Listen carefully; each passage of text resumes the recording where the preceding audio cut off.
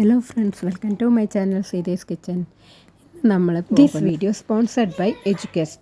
Friends, നിങ്ങൾക്ക് എന്തെങ്കിലും education നിങ്ങൾക്ക് പഠിക്കണമെന്നുണ്ടെങ്കിൽ ഞാൻ ഈ എഡ്യൂക്കേഷൻ്റെ ലിങ്ക് ഡിസ്ക്രിപ്ഷനിൽ കൊടുത്തേക്കാം. നിങ്ങൾക്ക് ആവശ്യമുണ്ടെങ്കിൽ അതിൽ നിങ്ങൾക്ക് ചേർന്നിട്ട് പഠിക്കാവുന്നതാണ്. ഓക്കെ ഫ്രണ്ട്സ്, അപ്പോൾ ആ വീഡിയോൻ്റെ വിശദാംശത്തിലേക്ക് കുറച്ച് നമുക്ക് പോവാം. The struggle to find courses that truly speak your language, it's finally over. Welcome to EduQuest, where learning is made just for you. At EduQuest, we bring you a wide range of online courses, from career building programs to skill boosting masterclasses, all in your regional language. Because we believe language should never be a barrier to success. Our courses are tailor made after understanding what today's learners really need. So why wait? Start learning the smarter, simpler way only with EduQuest. Visit eduquest.courses and explore your next course today. And hey, don't miss out on our exciting offers and promotions. Friends, ഇന്ന് നമ്മൾ ഉണ്ടാക്കാൻ പോകുന്നത് അടിപൊളി ടേസ്റ്റിലുള്ള ഒരു beef കറിയാണ്. അപ്പോൾ ഞാനല്ല ഉണ്ടാക്കുന്നത്, എൻ്റെ അനിയത്തിയാണ്. അപ്പോൾ നമുക്ക് ആ വീഡിയോയിലേക്ക് പോവാം. ആദ്യം കുറച്ച് തേങ്ങ നമ്മളത് കഷ്ണങ്ങളാക്കി വെച്ചിട്ടുണ്ട് ചെറുത്. അത് എണ്ണയിലേക്ക് വെളിച്ചെണ്ണ ഒഴിച്ചിട്ട് അത് ചൂടായി വരുമ്പോൾ അതിലേക്ക് ഇട്ടിട്ട് വറുക്കുക. അതിൽ കൂടി കറിവേപ്പിലയും പിന്നെ വറുത്തെടുക്കുക. പിന്നെ ഇഞ്ചി, വെളുത്തുള്ളി, പിന്നെ ഓണിയൻ, എന്താ പറയുക, സവാള എല്ലാത്തിലും കൊത്തി അരിഞ്ഞിട്ടിട്ടുണ്ടായിന്. അത് നമുക്ക് ഒരുമിച്ചിട്ടിട്ട് വഴറ്റിയെടുക്കുക.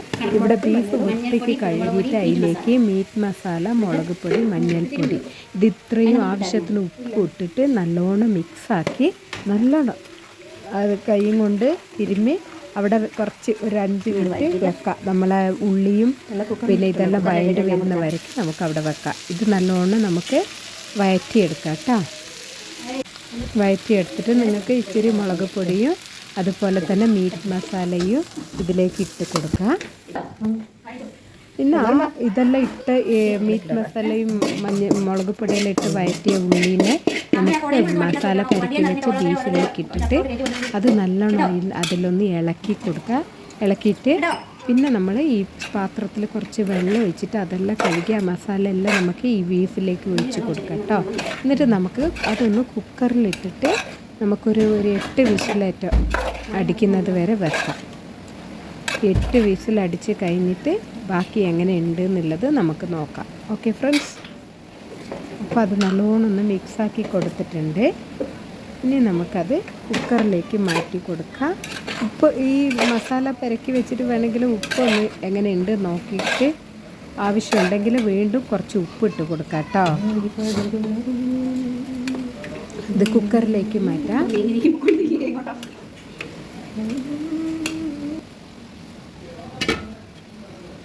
കുക്കറിലിട്ടിട്ട് അടച്ച് വെച്ചിട്ട് നമുക്ക് അതിലില്ല കുറച്ച് വെള്ളമല്ലേ അത് നമുക്കതിലേക്ക് ഒഴിച്ചിട്ട് നല്ലോണം അത് കുക്കറിലേക്ക് ഒഴിച്ച് കൊടുക്കുക. അധികം വെള്ളം വേണമെന്നില്ല.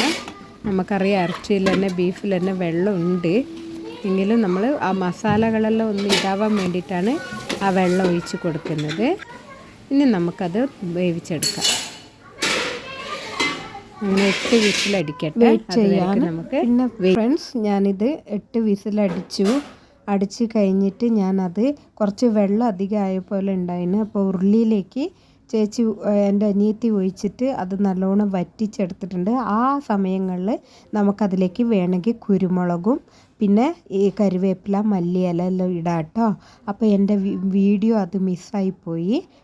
അതുകൊണ്ടാണ് ഞാൻ ഇങ്ങനെ പറഞ്ഞു തന്നെ. വീഡിയോ ഇഷ്ടപ്പെട്ട ലൈക്ക് ചെയ്യാനും സബ്സ്ക്രൈബ് ചെയ്യാനും മറക്കരുത് ഫ്രണ്ട്സ്. Thank you.